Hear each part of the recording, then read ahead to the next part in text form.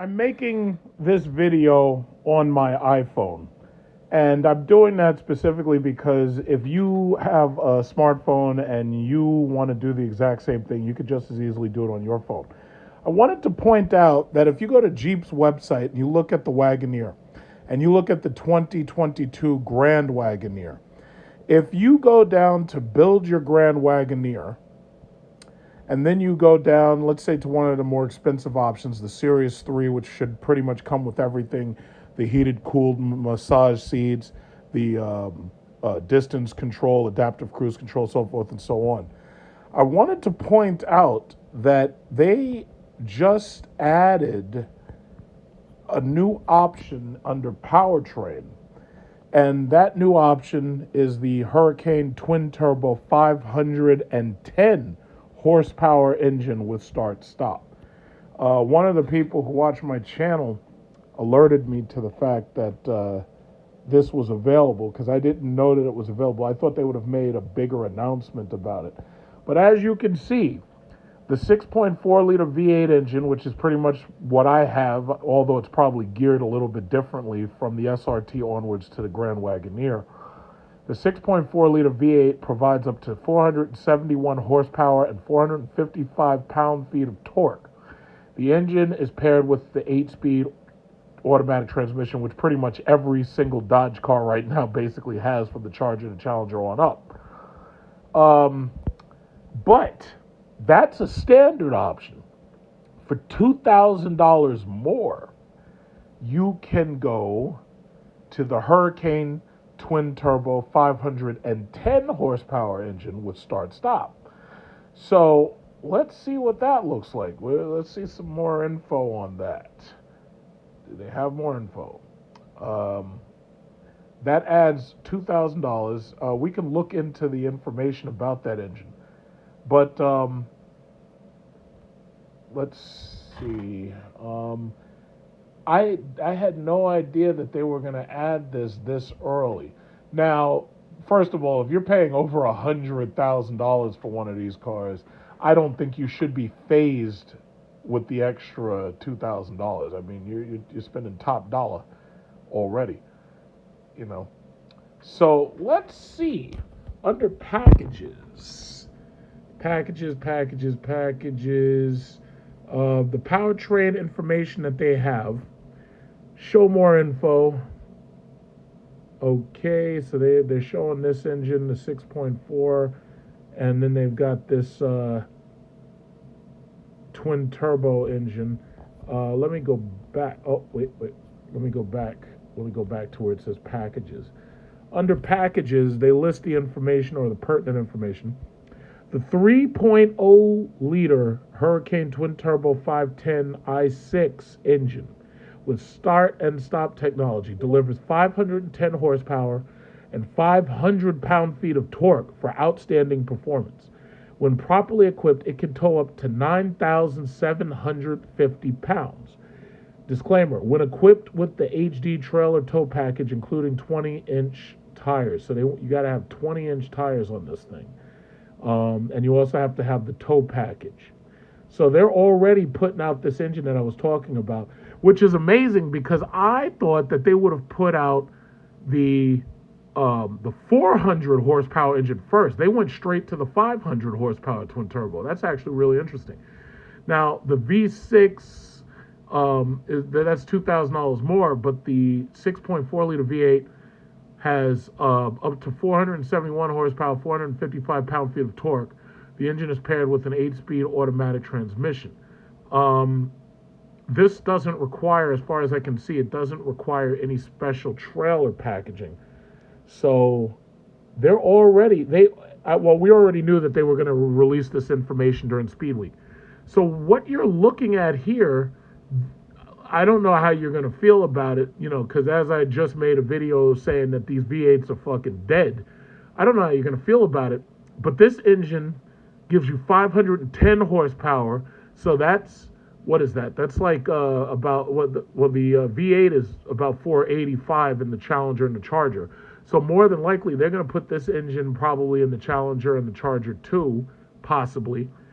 in order to replace the V8, and that's how they're going to justify it. They're going to say, yeah, well, we're not going to give you a V8 anymore, but we're going to give you a twin turbo engine that produces more power than that V8 did. I don't know how you're going to feel about that, but that's what it is. It's like you at this point, they're trying to phase out these V8 engines as quickly as they can, because when you have start-stop technology and you have a V6 that's 3 liters instead of the 6.4 liters displacement, you're obviously going to end up getting better fuel economy when you drive it modestly. See, ultimately, there's a couple of things I have against twin turbo engines. First of all, they sound terrible because I don't like the sound of the turbochargers. I like the sound of superchargers. The supercharger has just a more pleasant sound than these twin turbos in general. Now, there's only one twin turbo I can think of that I didn't have a problem with, and that was the Nissan GTR. But that type of engine, they're not putting in the car like this. So all I can say is there's a couple of issues I have.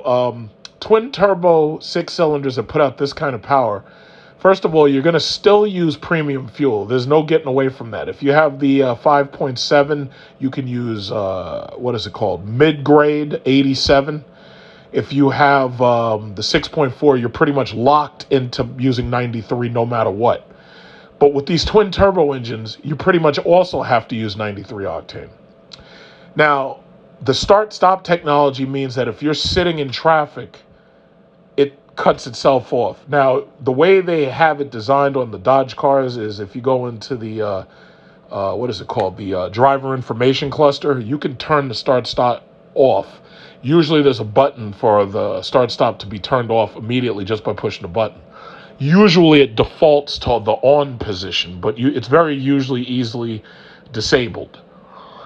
So start-stop to me is a little bit annoying, except if you're sitting in heavy traffic. If you're sitting in heavy traffic, you're just wasting fuel. Your engine's running, and it's just killing your fuel economy. And that's the problem with the 6.4. The Grand Wagoneer, I am now anxious to drive a Grand Wagoneer with this engine in it, because I really want to see if what they're offering as far as the power gain, because the 6.4 liter at its max puts out 485. This thing right here is putting out 510. Math is math. It's just more. So you're basically getting as much power as you'd be getting if you had a Hellcat using the black key, for the most part. I think that's the best way to compare it, because the Hellcat is a forced induction 6.4 liter V8, and this engine, this Hurricane twin turbo engine, I'm anxious to drive it, but I still understand at this point I'm not going back to a gas car. My next car is going to be electric vehicle, and I'm hoping that Dodge doesn't try to make a hybrid out of this engine and put electric motors and stuff in a car.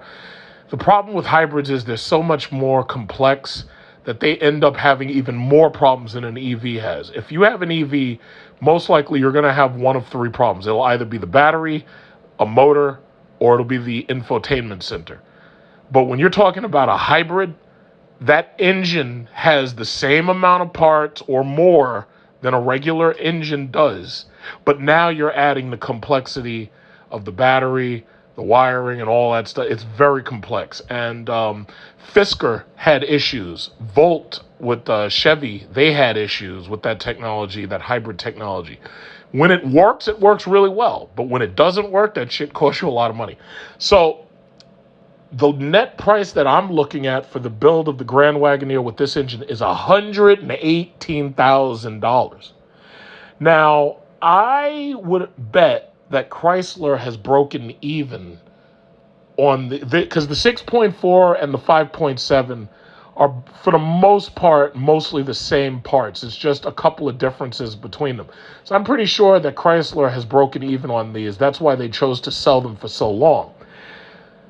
They're charging $2,000 more for this twin turbo i6 engine. So if they're going to charge that much more, then they're trying to make their money back on this technology as quickly as they can. So personally, I think this actually is kind of interesting. It's too bad they only have it in the Grand Wagoneer.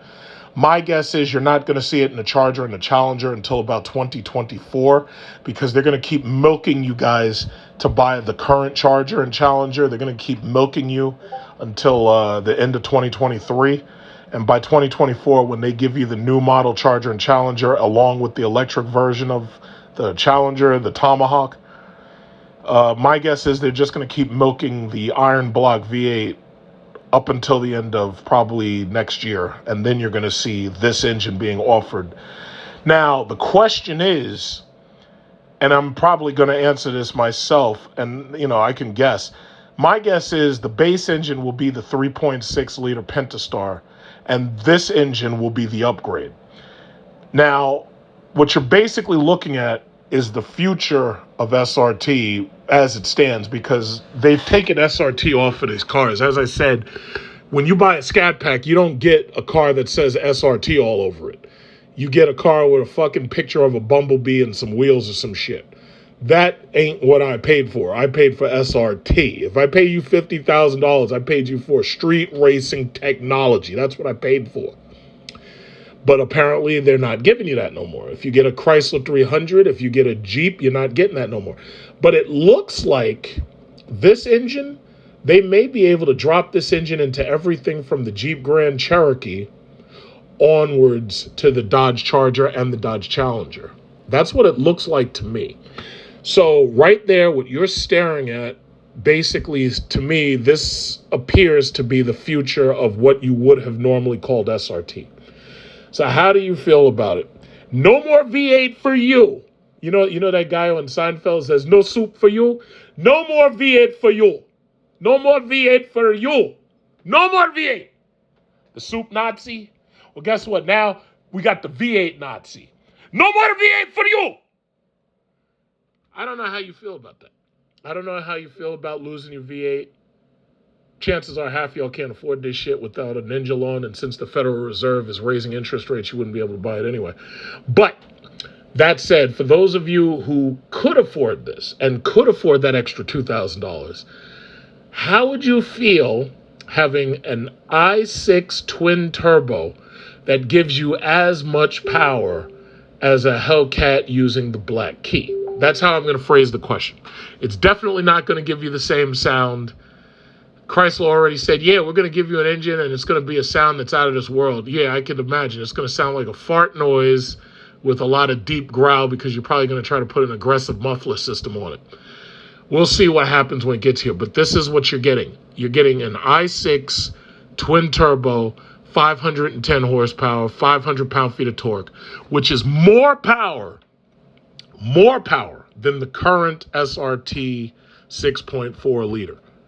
But obviously, it's 207 less than the Hellcat. And if you're talking about a red eye, it's a whole lot more less, since the red eye is like, 797. And then they also supposedly have this E85 engine that's going to put out 909. Now, I don't think you'd be able to really afford that. And even if you could, chances are those things are going to be sold in limited numbers. They're going to have crazy markups. If you try to even go out right now and try to buy a Hellcat, you're not going to find any, because like these dealer lots, they don't have many Hellcats. The only thing they typically usually will have is a Challenger Hellcat, possibly a red eye, and they'll probably be asking for more above sticker for it. It's easier to find these Scat Packs. It's really not easy to find Charger Hellcats around here, up here in Northeast. It's not easy. I don't know. You tell me, how do you feel about it? Because to me, this is basically the future of quote-unquote SRT.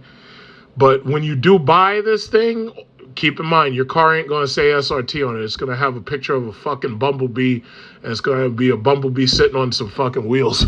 And that's no more SRT. No SRT for you.